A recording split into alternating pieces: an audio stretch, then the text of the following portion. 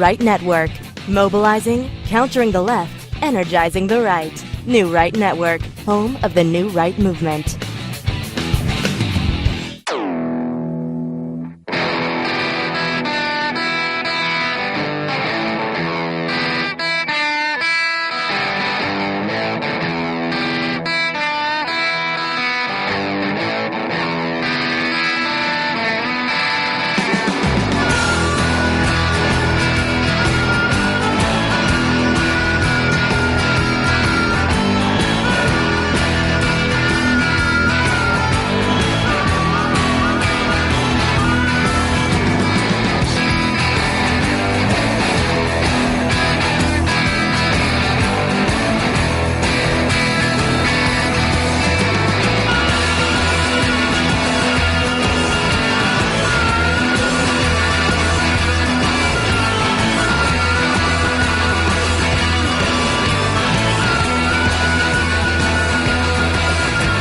Okay, good evening, everybody. Welcome to New Right Network. Tonight, your host, Brian Smith and Carrie Smith. Giving you all the late-breaking news of the day, wrapping it all up, making sense of it, exposing the fake news, giving you the real news. Right here is New News Media, folks. This is where you're going to get the real news. This is the outlet of where it's at. Share this with your friends and family. If this is the first time you've been on the show, welcome. Crush the share, crush the like. And if you're on YouTube, hit the subscribe button and the bell so you get the notifications. Also on Periscope, make sure you click the subscribe thingy on Twitter. Did you mention Facebook? Facebook and Periscope has got a notification thing too. Okay. Sometimes it works. Sometimes it doesn't. You know how Jack is. He's not really with it all the time. He's never with it. He was with it one time ever, and that's when he accidentally invented Twitter. Yes, exactly. And so today, some great news coming out today. We've got a section in the show notes called MAGA News. Interesting. I'm going to start doing that more often. And if you ever want any of the links or any of the information that is part of this show, just drop down into the description below. All the links to all the different profiles that we'll showcase here are all there. All the links to all the different articles that we talk about are all there as well. And today we're going to be really diving into this big thing that just happened. We knew that Obama's White House lawyer, Gregory Craig, was going to be indicted. It was assumed he was going to be indicted. His lawyers even made mention that we think he's going to be indicted. And lo and behold, he's indicted.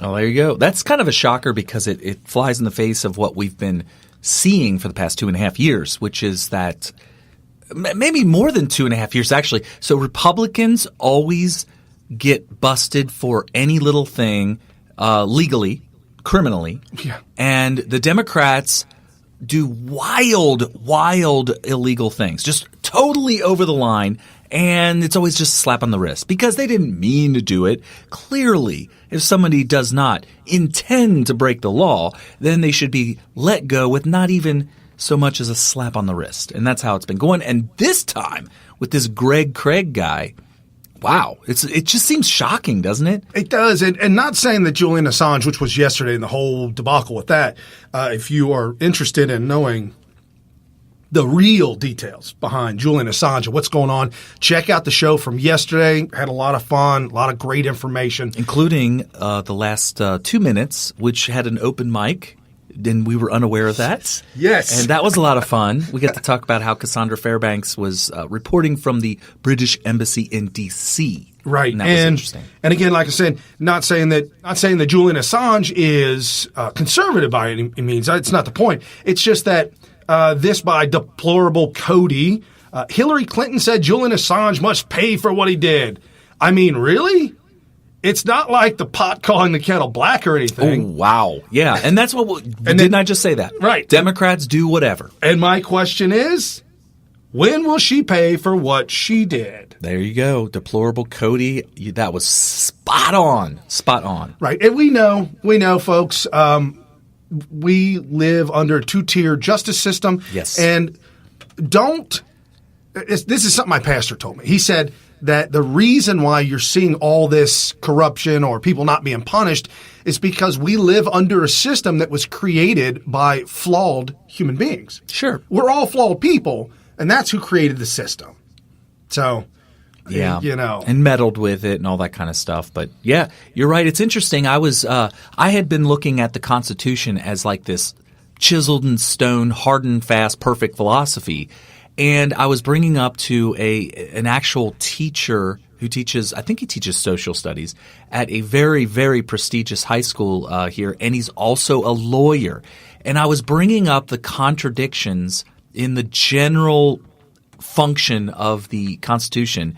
And I said, am I getting something wrong? Can you explain this? And he was like, honestly, it was meant to be messy on purpose so that – they go into these chambers and debate and have to come out with an answer right then and there. So they can't just sit at home and say, well, the Constitution says this, so we got to do this. Constitution says that, so we got to do that. They have to come together and argue it out. So it's kind of interesting. So the fact that it's flawed actually has some pros to it. But we're all fallible human beings, right. And that it is what it is. And looking back, you and I have talked about this over the decades. Looking back, hindsight's always 50-50, and you can't do anything about that. I mean, I'm just saying. So when we look back at the Constitution, one thing that we argue that should be included is that anybody with communist ideologies cannot be elected to office. And now I'm throwing in there anybody with ideologies that are the opposite or attempt to go against everything that we know and hold to be true, you cannot hold office. And there was something in 1956 that was put into place, and in 1990 by the globalists was removed. Okay. So Muslims now technically are allowed to hold office. And you see what's going on. And then the show notes today, Omar, AOC – well, AOC's not – she's crazy. But Omar and Rashid Tlaib, this is the problems that we're having now that someone from the Islamic faith is now a representative in Congress. We're having some serious issues with anti-Semitism. The rhetoric is troubling. Right, with the rule of law, because they don't, in their minds, they don't have to abide by the Constitution. Yeah, and at the end of the day, and that's another messy thing about the Constitution and just society in general, you guys have to realize, we all have to remember that laws are generally voluntary, and they seem hard and fast because of the social pressures, peer pressure and whatnot, but you can do whatever you want at all. Whatever you want. What is stopping you? Well, if there's a law written on the books or in the Constitution or whatever, that's just giving somebody else permission to sue you or to call the cops on you or whatever it might be. So it's all voluntary. Right. It all requires us all to pitch in and do our part. But when you don't think about it, if somebody does something unconstitutional, California is a perfect example. They've got all these laws. The whole state's unconstitutional. Right. They have all these laws that are so clearly against the Second Amendment, it's ridiculous. But and the Second Amendment is the supreme law of the land. All of the laws in the Constitution, supreme law of the land. They trump all state laws, right? And this is known by anybody who knows how our laws work. And yet they have all these blatantly unconstitutional laws against the Second Amendment. And why do they get away with it? Because nobody came forward and said, damn it, I'm not putting up with that. Right. It took in D.C. they had the same thing, anti-Second Amendment law. It took for a cop named Heller to say, you know what, I'm rolling the dice. I'm going to risk my freedom because everything. He couldn't take his gun home with him or have his gun on. He could not possess a gun in his own personal home, even though he was a police officer, because of D.C. law that was totally unconstitutional, against the Second Amendment, against your right to bear arms. And so he said, you know what? I'm suing. And so he sued. It went all the way up to the Supreme Court. And by a vote of 5-4, we almost lost the entire Second Amendment thanks to appointees to the Supreme Court by anti-American communist, basically. And God rest his soul, Antonin Scalia. Skull. Oh, you mixed up Scalia and Soul. Yeah. Right. I was like, Skull, what? What's going on here? God bless his soul, Antonin Scalia, who's, rest in peace. Folks, if we'd have lost that and Obama had appointed someone to replace Antonin, and then Heller came up, it would have been it. It'd have been all over with. Yeah. If he had died prior to that, it would have been a tie, in which case it reverts back to the lower courts. But if any one of the people who were honorable enough to accept our founding documents, our founders' words on the Second Amendment, if any of them decided, you know what? Screw those guys, those slave owners, those evil people. I'm going to vote with the other 4 anti-American, anti-constitutional justices. That would have been it. Right. That would have been it. There would have been no Second Amendment after that. Right. And we've got some great news coming again out of the DNC. We've got Democrats. There's now 18 of them running for president. Oh, okay. Well, we had 19 Republicans during the run-up to Trump's election. Right. So, I mean, it is what it is. And it's funny because it seems like at least half of them never got over 1%. Right. But they all did make a lot of money. Again, folks, it's a money grab. You're running for president of the United States. You're able to raise money, and what you don't spend, you get to keep. Wow. It's like and then spend and blow it. I guess so. Or do whatever. And sometimes that's why they call him Cocaine Mitch. Wow. I was wondering why they were calling him that. Wow. Okay. I could see the slander lawsuits coming now. I'm just saying that's the word on the street. That's what they call Mitch McConnell. Right. Right. I think that's more of a term of endearment, actually. Okay. So let's dive right into the Collusion Delusion is on full display. Absolute, complete insanity. And we're doing this on purpose. We're not talking anymore about the Russia. It is over, folks. The Russia gate's over with. We're not talking about that anymore. Well, there's people that are saying, the Democrats are going to keep going with this. But I tend to lean in your favor as far as what we know of it. What we have known for the past 2 years of the delusion is now over. Right. I mean, you've got hanger-oners like Adam Pencil-Neck Schiff. And I was told that some Republicans are attempting to enter into law something called the pencil, and that has to do with Adam Schiff. Oh gosh! And is it kind of like you can't put lipstick on that pig? And they were talking about Sarah Palin because weeks prior she said she's a pit bull with lipstick. Right. So it was kind of like a play with words. Well, they used all the letters in the word pencil as the document. Oh, gosh. So the word pencil actually is an acronym. Wow. It's an acronym? Yeah, you got to look it up. Who comes up with it? Like somebody got down there and spent an hour or so trying to figure the that word out. pencil. Yeah, we need to make it an acronym. Right. So we have too much time on people's hands. I'm telling you, people. So we have Donald Trump tweeting out, "I don't need to know anymore. We're done, absolutely done. Mueller tried the case. There's no collusion." That's quoted by Lindsey Graham on Fox and Friends. And then Trump says, "No matter what we do or give to the radical left, it will never be enough." Right. They want full destruction of us. And, we're just too nice, and I get it. Republicans don't wake up every day wanting to destroy their fellow human beings, no matter how evil or misguided they may be. And so that's our disadvantage. Right. And I kind of complain silently to myself. Yeah. That Christians, at least the Christians that I've known that I've been raised with, a little too soft, a little too nice. I was always under this misconception that in order to be a good Christian, one that would make it into heaven, that you have to be delicate and soft and, just you can't be that hardcore redneck. And that's absolutely not true. Matter of fact, we did a whole series at our church, The Rebel, And it was all about Jesus being this. He's not this delicate soy boy.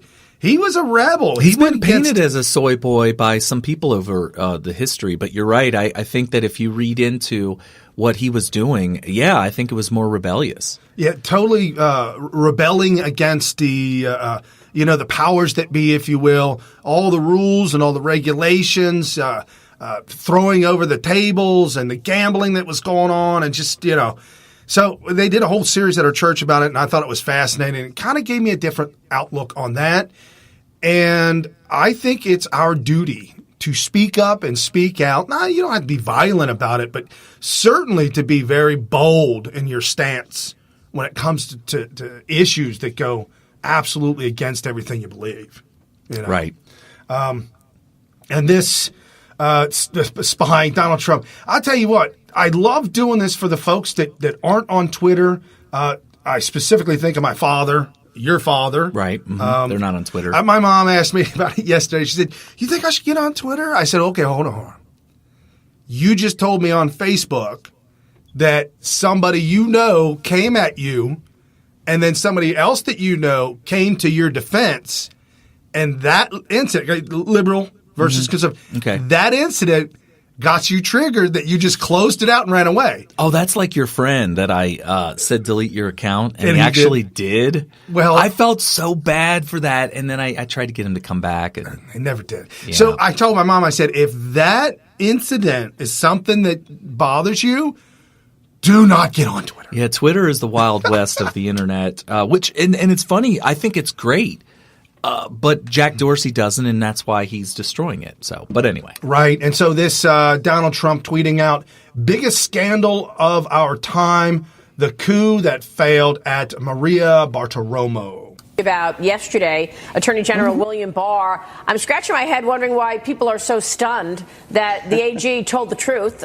He yesterday told lawmakers, said an intelligence operation surrounding the Trump campaign back in 2016 involved spying. If you've been following my coverage of the Russian interference, you've seen lawmakers say the same thing for the last 2 years. Watch this. I think spying did occur. Yes, I think spying did occur. Well, let me. The question is whether it was adequately predicated. And I'm not suggesting it wasn't adequately predicated, but I'd need to explore that. I think it's my obligation. They got the information from Bruce Orr. Did they disclose this to the FBI? Because remember, let me make the major point. None of this was disclosed to the FISA court when they went and spied on the Trump campaign using these very sophisticated tools that we have in our arsenal that are supposed to target terrorists and other bad guys.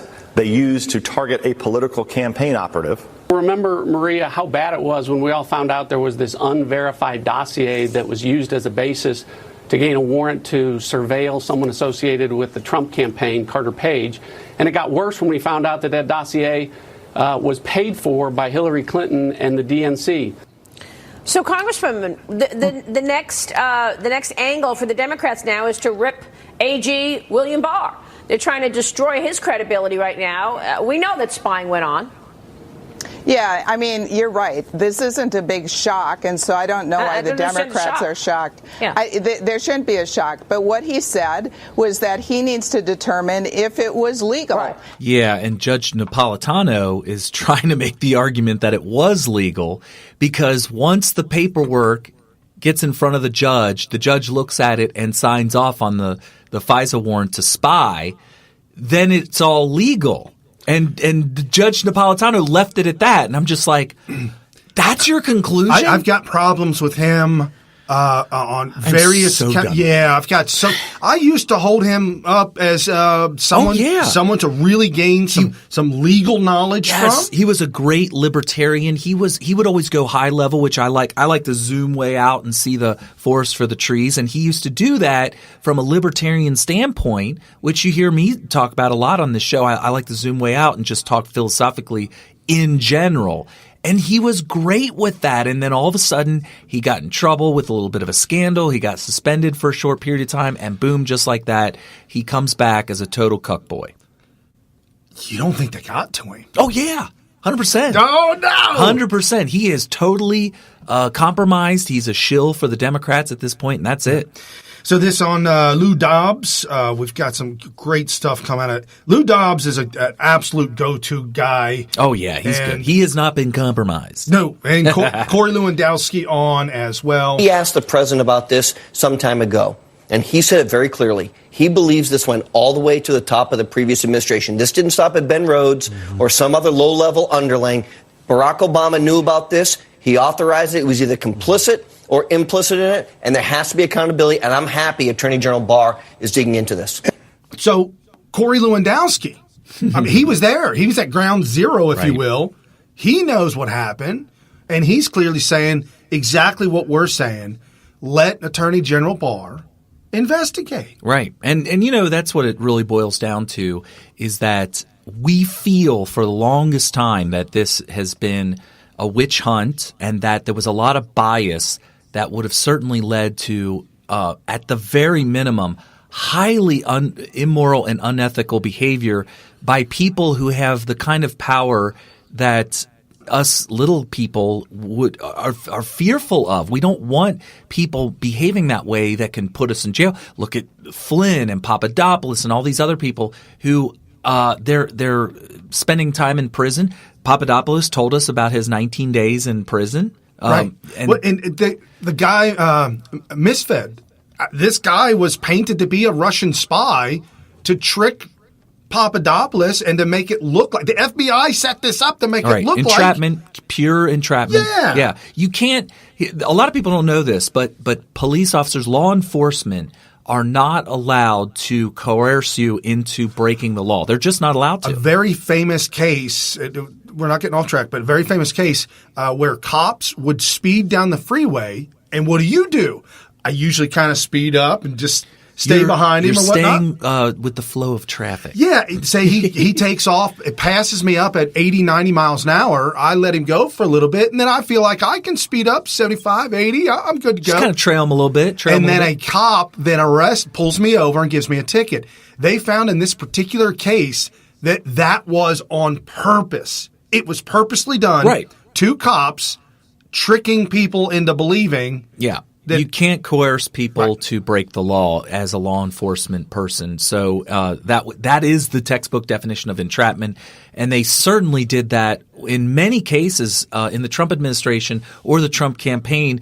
And we saw it with Papadopoulos. We saw it with Donald Trump Jr., where they're just trying to entrap these people. And you just can't do that. That's an abuse of power. Yeah, General Flynn in his office with Peter Strzok and his other cohort, Flynn was showing different medals and different things he had. Strzok was asking him different questions about stuff in his office, and they were just chit-chatting away. Right. Lo and behold, all that was used against him to attempt to ask him questions about a conversation.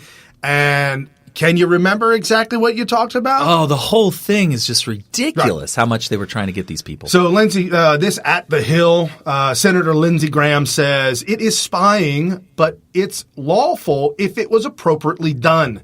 There is no doubt they didn't do this to Clinton. They did this to Trump. Mm-hmm. We're going to find out why. Yeah, I like the wording on that. It's legal if it's appropriately done. This is the big difference between Lindsey Graham. That was Lindsey Graham, right? Yes. Lindsey Graham's statement and Judge Napolitano, who just said, well, once the judge signs it off and they have a legal paper, this whole thing's legal. What Lindsey Graham is saying is if any part of that process was done improperly, the whole damn thing is illegal. And in this case, we know that they tricked the judge, or the judge knew and was corrupt and signed off on something he should not have signed off on. That makes the entire thing illegal. Well, and like you find out where people are released from prison because high-tech DNA and forensics say that they actually did not do it. So the whole damn thing gets thrown out and you're a free man. It's unfortunate. Yeah, legally they spent time in prison, but after the fact, after they find out what the truth is, they don't say, well, he is a convicted felon, because he did go through the proper court system and a judge deemed him to be guilty. He had to register. He registered as a felon. All this stuff. Yeah. Once they find out that something – now, by the way, That was all done properly. They just didn't have the evidence that exonerated him. Right. There was still some evidence out there. So it was done legally, but it all gets erased. Imagine if they found out that the whole thing was done illegally. Imagine if you were convicted of a felony because the cops doctor DNA evidence to make it look like you. Maybe they found DNA evidence elsewhere of that you. has happened. Oh, yeah, that's happened. That has happened. Now imagine that comes to light. That was illegal. Right. Totally illegal. So anyway. So we've got Joe Scarborough. Joe Scarborough can't handle the truth. Oh, he is such an... I retweeted out his video clip that was tweeted out by Mediaite.com, and I said, Joe Scarborough hits William Barr for attacking U.S. intel the way Putin would. I guess you could... I think spying did occur. Yes, I think spying did occur. Let me just say how very, very dismaying and disappointing that the chief law enforcement officer of our country is going off the rails yesterday and today. Nancy Pelosi.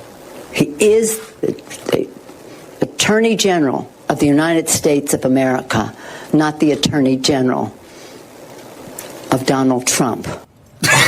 Good for Nancy Pelosi saying what we all know. She's an idiot. The Attorney General of the United States of America shamed himself yesterday by throwing out a Roy Cohn-type charge. Of course, unlike Roy Cohn, by the end of the hearing, he backed off of that. Did he? But in case he you doubled down. Don't know what's going on at home, and in case you're trying to figure out why Donald Trump would say after Barr's letter came out that he said Robert Mueller ran an honorable investigation, so that he was basically an honorable man, and now he's freaking out, he's melting down. Even Mika doesn't believe it. The report, he knows what's in the report. And by the way, all of you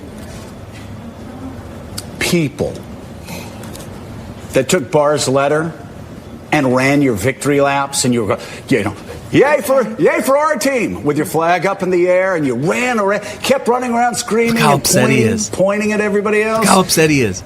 You wasted a lot of energy. Look how upset he is. Really, really dumb now. Do you think you've seen it? Really Maybe stupid. He's acting You're going to look now? really dumb because the President of the United States, that should give. I'd love to play poker against this guy because he's got the worst poker face in the history of American politics. And Claire McCaskill, I go back and I think about all of the people gloating after you had Barr basically, again, playing Roy Cohn, something I've been saying for weeks now. Trump got his Roy Cohn. Trump said he wanted Roy Cohn. He got a respected name that a lot of respectable people vouched for, and now he's being Roy Cohn, shaming himself yesterday by attacking FISA judges, by attacking the FBI, by attacking law enforcement officers in America every bit as much as Vladimir Putin would. Hold on a second. We've got to explain Roy Cohn. No, Cohn is or was the family's lawyer. When Donald Trump was young, years and years and years ago. He's born in New York City, educated at Columbia University. Cohn rose to prominence as a U.S. Department of Justice prosecutor at the espionage trial of Julius and Ethel Rosenberg, which concluded with Rosenberg's executions in 1953.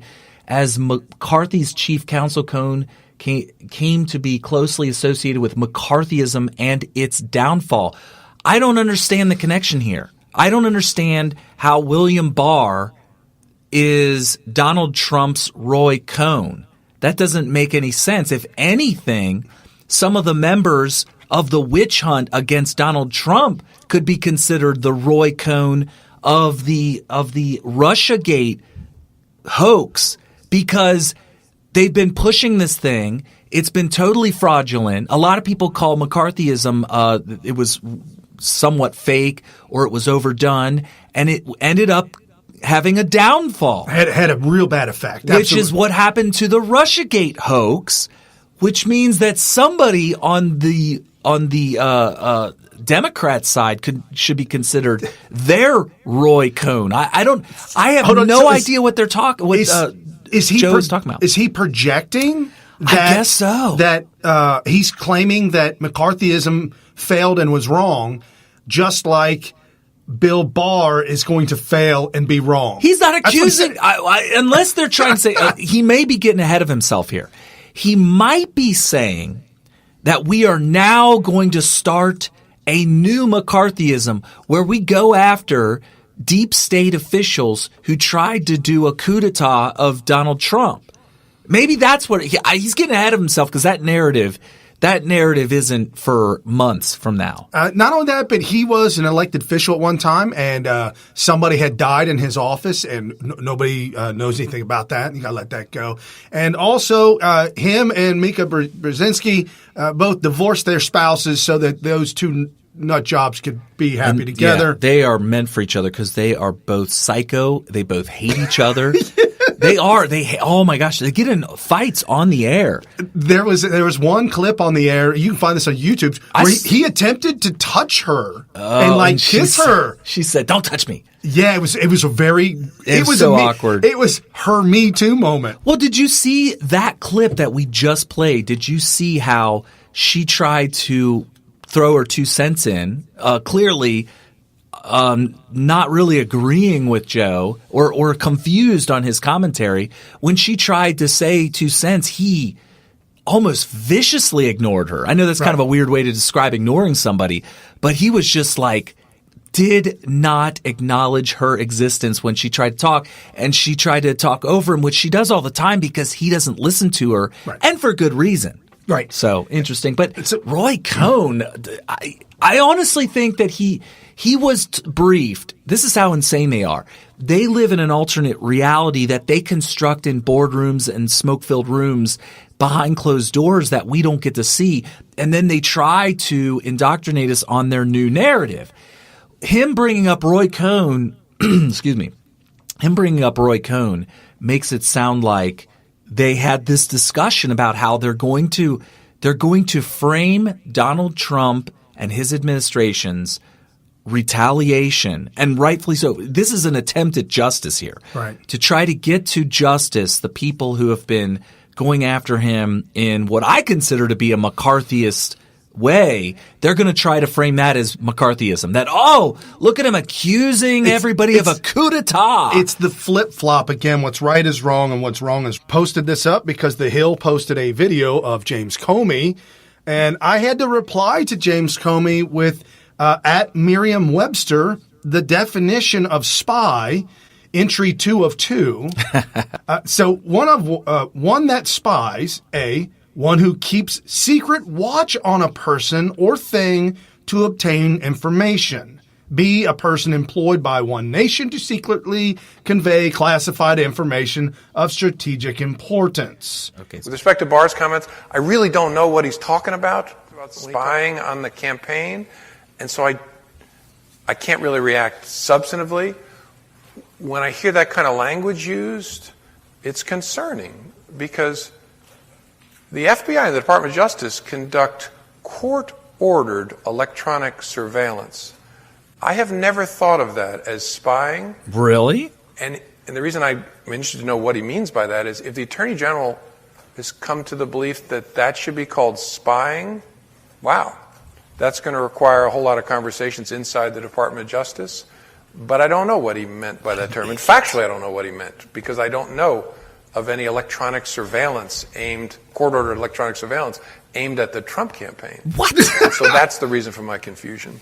Horrible, horrible liar. So, okay, I don't need to get too much into semantics here, but there were some people that are in our inner circle that were discussing, you don't get gaslit here. They're going to try to gaslight you. They're going to try to get you to believe that what they're calling spying is nothing more than vetting. We are vetting a possible candidate for possible ties to Russia. It's just a typical vetting. We do it with everybody. You want to be a member of the Secret Service? We have to vet you. You want a top secret security clearance? We have to vet you. Guys, it's so important not to get gaslit here. Vetting is a process of using public information that anybody can get. You just you have to do the work to find it. Interviewing friends, family members, and colleagues and people from your past. In an open forum, you go and say, "Hey, I'm with the Secret Service.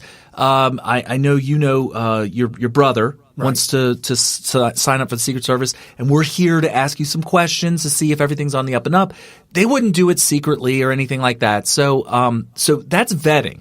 Now, they told John McCain that his chief of his campaign was dealing with Paul Manafort and ties to Russia and the Ukraine. Okay. FBI gave him the heads up and said, you probably should stay away from him. John McCain cut ties. The FBI also went to Dianne Feinstein and said, hey, Dianne Feinstein, your driver of decades is a Chinese spy. Yeah. Probably ought to drop him. The FBI did not go to Donald Trump or the Trump campaign. Right. And that's obviously an extremely important point.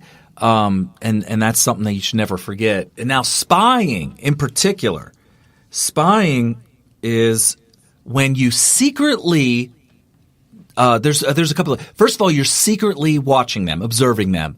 But also you could be getting into private information. So, for instance, a microphone in a room, in your own personal bedroom, right. or picking up on the phone calls, which is private. All this stuff totally private. That's spying. So there's a very distinct there's a firewall between the definition of vetting somebody and spying on somebody. Now, the United States government, any part of it, state governments, anything under the United States of America is protected by the Fourth Amendment from spying unless you get the court's permission, and that would be because of probable cause. So if there's probable cause of a crime and you can convince a judge that you have legitimate probable cause of a crime, they can say, okay, all right, well, we're going to go ahead and waive their rights to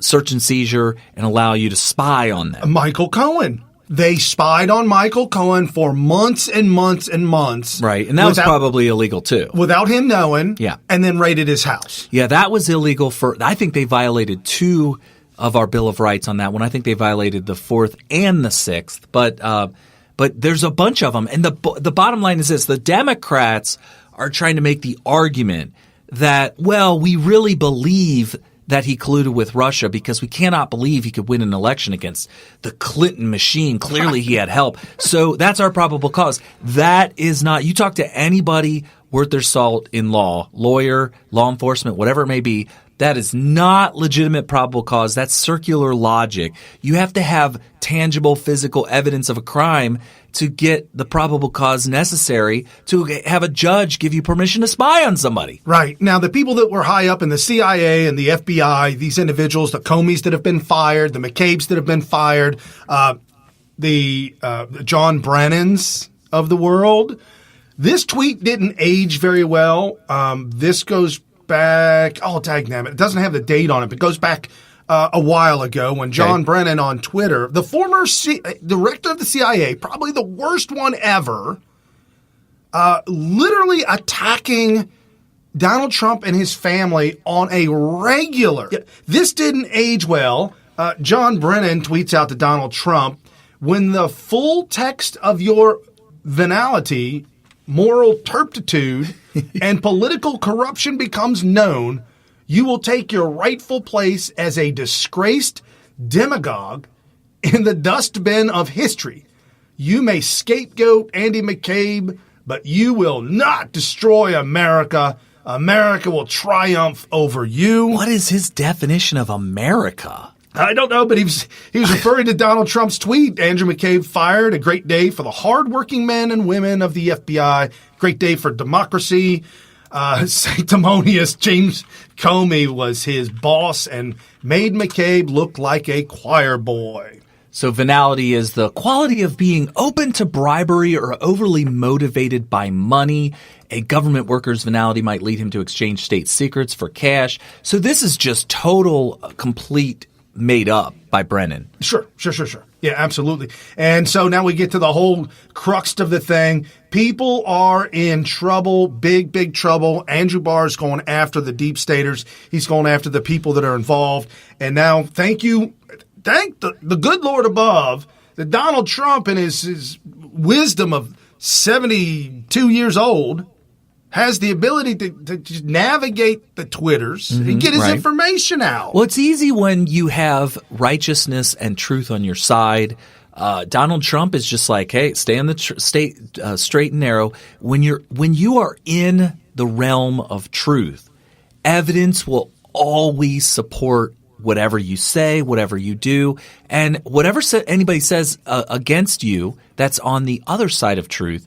It's just a matter of time before the evidence shows that they are the liars, the criminals, and all of that. And we're seeing that unfold today. Right. And Donald Trump tweeting out President Obama's top White House lawyer, Gregory B. Craig, was indicted yesterday on various serious charges. This is a really big story, but the fake news New York Times didn't even put it on page 1. Rather, page 16 at the Washington Post. Not much better. Tiny page 1 corruption news. Yeah, 100%. Washington Post was the original Russiagate website, I guess, where they came out with the story on November 24th that pretty much kicked off the true Russiagate. It was the true kickoff. And never forget that about Washington Post. Totally fake news. And so this from the Washington Times, Gregory Craig, ex-Obama White House counsel, expects to be charged in relation to the Ukraine work with Manafort. That was Wednesday. Thursday, he's now charged. And the Washington Post says stems from work Craig did with GOP. Got throwing GOP. Of course. GOP lobbyist Paul Manafort on behalf of the Ukraine Ministry of Justice in 2012. At the time, Craig was a partner at Skadden and Slate, the law firm. He joined after ending his tenure with the White House counsel for President Barack Obama. Manafort, the former campaign chair, and President Trump pleaded guilty last year to charges related to his Ukraine lobbying. Okay. This guy is being charged with almost exactly what Manafort did. Okay. Like literally, he's being charged not reporting what they were doing over the Ukraine. You got to make that known. You got to make that available and that information out there. Ironically, Podesta's brother was tipped off to go ahead and register for things that he did 5 years back and further. Yeah, John Podesta generally not allowed to do that. Yeah, Tony Podesta was in the clear. He's in the green. Yet Manafort goes down, probably going to die in prison.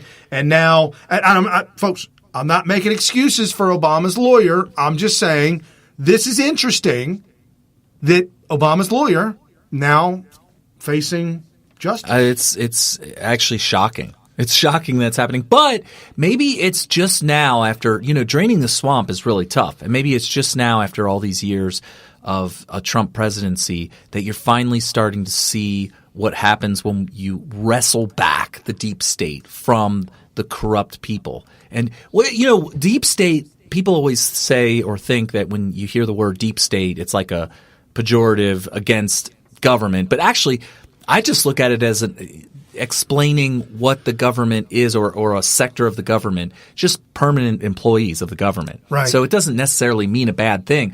It just is bad now because it's totally, completely corrupt. It's what we call the swamp. The swamp would be a collection of both the deep state and elected officials that have just turned into complete corruption. And also you could throw in the media in there. But what we're seeing now is with Trump being able to finally wrestle back the deep state for the good, right? Right. Well, go back 2.5 years and remind yourself what it was like when Never forget. When Trump took office and handed out an olive branch and said, "Hey, let's work together." Oh, that was boy, that was naive, wasn't it? So naive. So now we've got the Democrats running 2020, and questions are being asked. And the question is being asked, and people are wondering why all this stuff on Joe Biden is coming out. Why are the attacks on Joe Biden happening? Democrats don't want him. Bernie Sanders, why is this? And our good friend here, Irredeemable D Sharp at @SH_irredeemable. I'll give you the answer. All this vitriol against Joe Biden is coming from the Justice Democrats. Oh, we taught you about them. The fraction of Cenk, AOC, Ilhan, Rashid, total of 46 of their puppets elected to Congress in 2018. Fact, Democrat Party has been hijacked by the communists. They are destroying America. Sure. Now, I 100%. won't. Just to correct that, all 46 weren't elected, but 46 of the 79 won their primary against another Democrat. So they were elected to be the candidate for their party. And now out of those, only what, 7? 7 won. And that may sound like low numbers, but gosh, they got a 10% return rate. They could increase. So if they put 70 people out there and 7 of them get elected, if they put out 500 people, that's 50. You know, that's what kind of – now obviously there's more to it than that. Like for instance, AOC is in an area where a far leftist can unseat a more moderate, and that's what they did. They picked that spot for that very reason. And it's interesting. It explains a lot. So for those of you who don't remember, real quick crash course on Justice Dems, they're this organization that puts out ads for parts in that look like it's a casting call, but instead of a movie or a show or a commercial, they're looking for people who can fill the role and act out the role of an elected official. And they're specifically looking for hard far left, right wingers, left wingers, far left. I'm talking full blown communists and people who can stay on message. So AOC, when you hear her talk very sophisticatedly, that's not her words. She's being taught. She's staying on message. Yeah, she's very good. That's her skill. Her skill is when she's told what to say and how to respond to certain questions and all that. She's like a method actor. She's really gotten into the role and taken it. And she's just one example of the 70 that were picked in the casting call. Right. So, and speaking of AOC, this has been blowing up. Paul Joseph Watson posted this video up of her being asked about it. And Paul Joseph Watson said, no, at AOC, criticizing your dumb statements isn't incitement to anything. Feigning permanent victimhood doesn't shield you from being challenged on your relentless idiocy. The level to which Republican and conservative groups, whether they are official party apparatuses, sending out emails, calling me and others domestic terrorists, or whether it's Rupert Murdoch of the New York Post printing on the front page to circulate all around New York City an image that is incredibly upsetting and triggering for New Yorkers that were actually there and were actually in the radius, that woke up one morning or were in their schools and didn't know if they were going to see their parents at the end of the day. To elicit such an image for such a transparently and politically motivated attack on Ilhan, we are getting to the level where this is an incitement of violence. Oh, come on. Progressive women of color.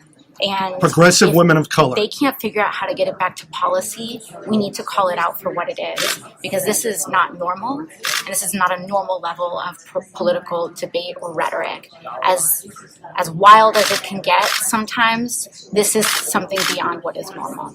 Okay, so here's what she's so triggered by. So Ilhan Omar called the September 11th attack something.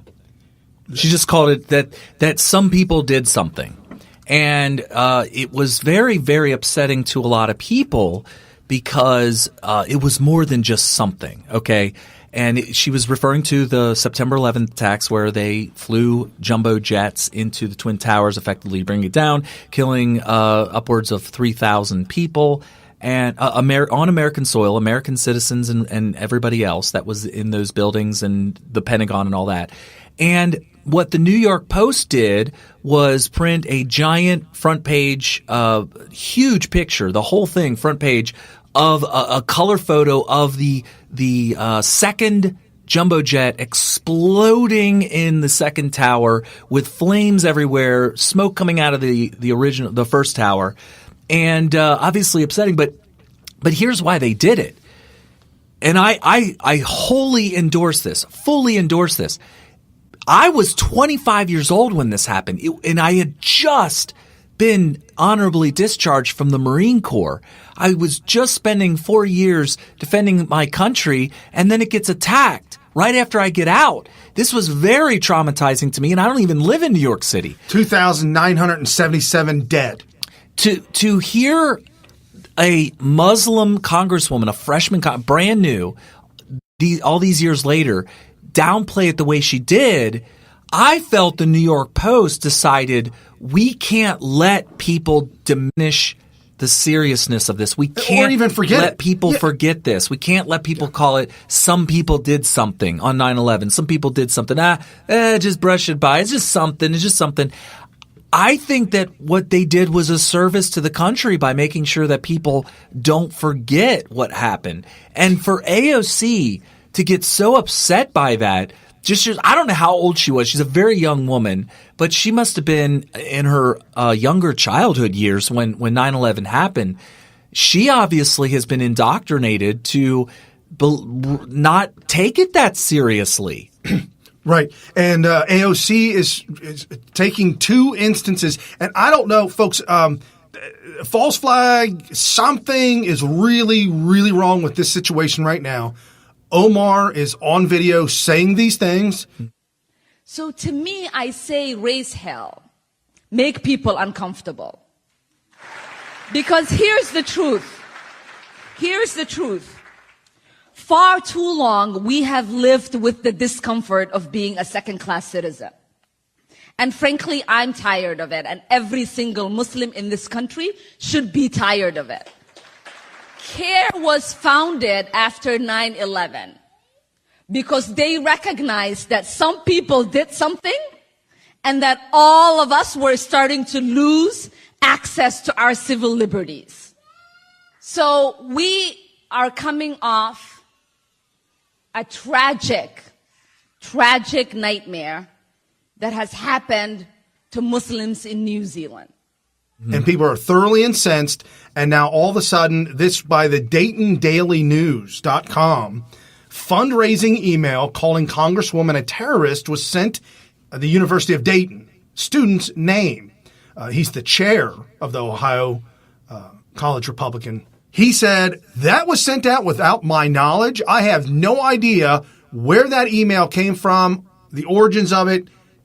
For it to try and fundraise for us, calling them terrorists, that was not us. Oh, that's a little weird. That is a little weird. And AOC jumping. Hold on. This is Dayton, Ohio. Mm-hmm. How is it that AOC is being called to ask about this by these reporters? Who's looking for these articles? Well, it's called making the news. So if the news people just can't get a scoop and they can't figure out how to get traction, they start to do things to make the news. So apparently somebody that's friends with these newsmakers decided we're going to create a fake fundraiser calling AOC and her friends terrorists. So I believe that it was fake because the guy said, we don't know anything about this. Hey, why would we do that? Right. We wouldn't do that. And some more stuff that you're not going to hear unless you're here on the show. This by Project Veritas. We're talking about Julian Assange being arrested. Project Veritas, undercover cameras catch Twitter engineers saying, yeah, they had to take down the account of Assange because the U.S. government pressured us. Wow, I'm just now hearing this for the first time. They don't like people messing with their politics at WikiLeaks. Is journalism, whether you like what they publish or not. Right. So that was actually James O'Keefe saying that it was their journalism, whether you like it or not. Twitter got pressure from the government to pull it down. This is why are they putting up with that? You know, this is why Apple, in a way, is my hero. I know they have their major problems, but at one point when Obama was demanding that Apple give up all their data so that they can spy on all American citizens, Apple was like, no. And then they got massive pressure. They got threatened. I mean, seriously threatened with everything you could imagine that the deep state can threaten you with. And Apple said, no, I think we're going to stand our ground. And you got Twitter who's just like, oh my God. Oh no, they're threatening us. Well, delete. We were talking about Jack. I mean, soy boy. Total soy boy. And then the woman that he hired, my God, she is so off the rails when it comes to the philosophy of freedom. Right. Oh, she's a megalomaniac. She wants to control her fellow man. True. Absolutely true. And this also by James O'Keefe. This is news that you're not going to hear.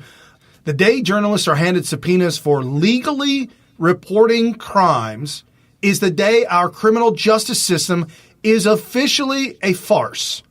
Why on God's green earth would attorney general offices bless the crimes reported and bully the media who reported the crimes? You're probably wondering, Brian, what are you talking about?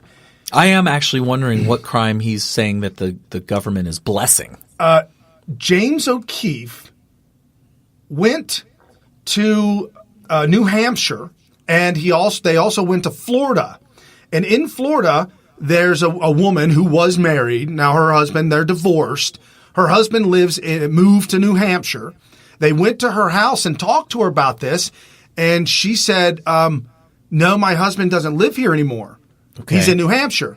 And they said, well, did you know that he voted in mail-in early voting? Okay. She's like, no, he doesn't live here. They went to the guy's house in New Hampshire and said, bro, did you vote here in New Hampshire? He's like, yeah, I did. And they're like, did you know that you recorded as voted in Florida? Yeah, I was down there for a thing, and I just decided to go ahead and vote. Yeah, that's definitely illegal. He admits that he voted in both states on film. The guy knows he's being filmed. I didn't see the documents where he signed off legally allowing him to be filmed. But all of a sudden, Project Veritas is now hit with a summons to court to explain what they did and the dealings on with. Are they charging the guy for voting twice? That is not apparently not right. That's no. They're blessing. So that's the crime that they're blessing, and they're attacking the one that is reporting on it. They're saying you can't report on a crime. Is that what they're saying? You got the subpoena in front of you. What's it say? The subpoena says the state of New Hampshire subpoena to James O'Keefe. You are required to appear before grand jury of Hillsborough County Northern Judicial District, sitting at the Hillsborough County Court Office, 300 Chestnut, 9 o'clock in the forenoon and every day after until your testimony is completed to testify to what you know relating to an investigation by the grand jury into the operations of Project Veritas. What? I was waiting for him to say what you know about this illegal behavior of voter fraud. They want to know about the operations of Project Veritas. That's very creepy. That is very, very, very, very, very, very. Why are they not worried about the fact that their voters are also voting in Florida? Think about it. Put yourself in the shoes of a Democrat in either Florida or New Hampshire.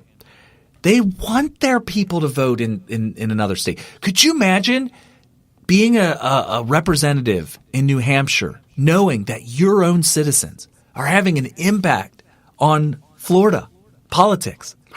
That would be something that they would desire.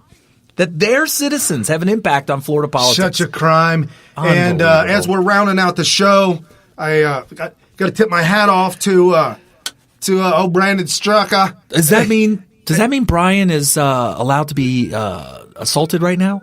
You're allowed to physically punch the crap out of me right now? Oh, my gosh. No, Brandon struck at LAX. I believe it was LAX. I could be corrected. He is from the West Coast, and I lived there for 10 years.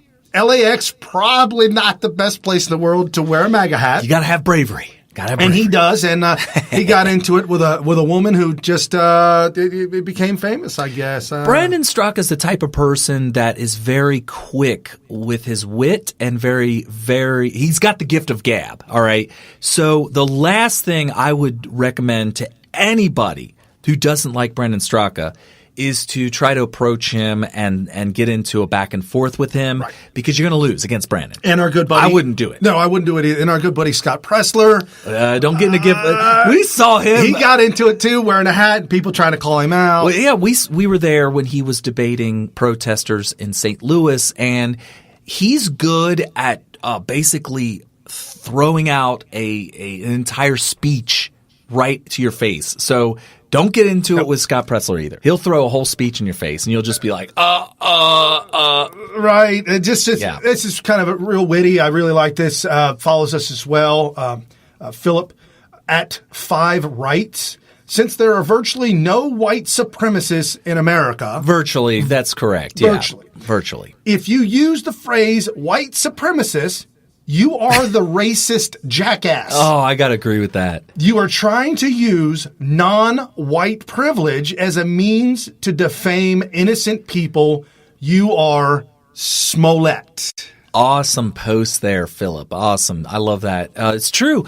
Now, when I went to Atlanta, there was a place called something Mountain. I don't know.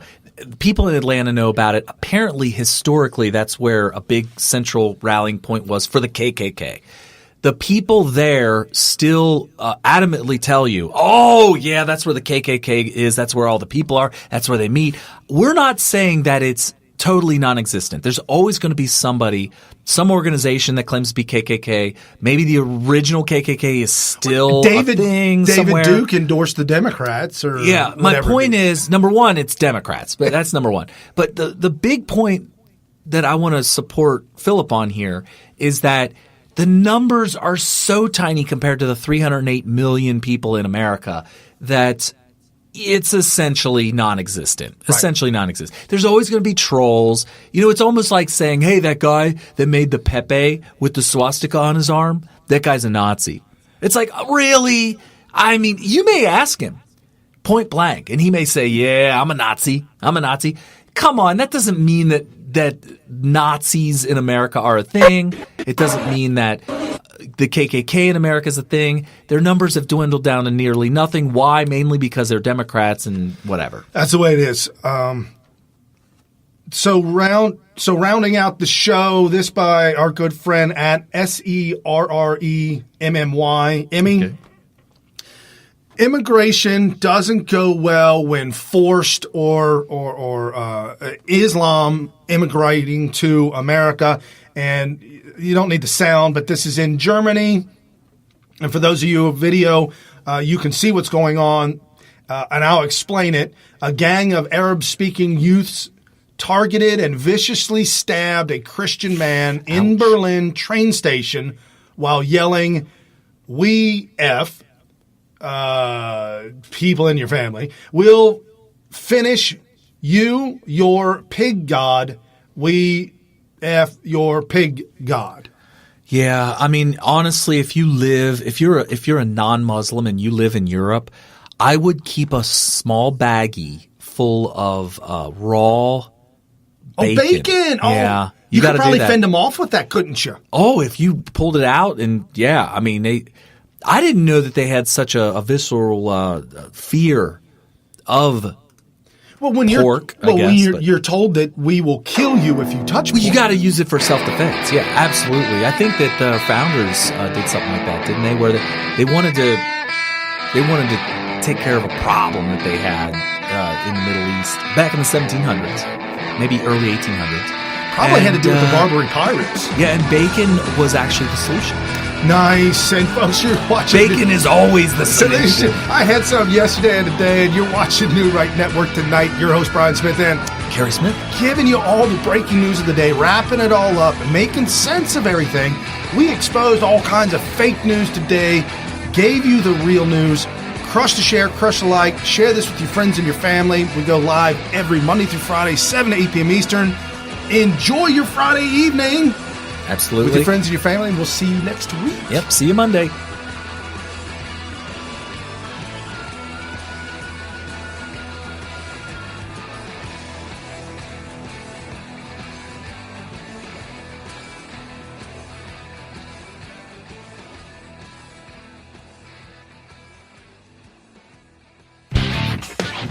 You've been listening to New Right Network, mobilizing, countering, energizing. Online at newrightnetwork.com.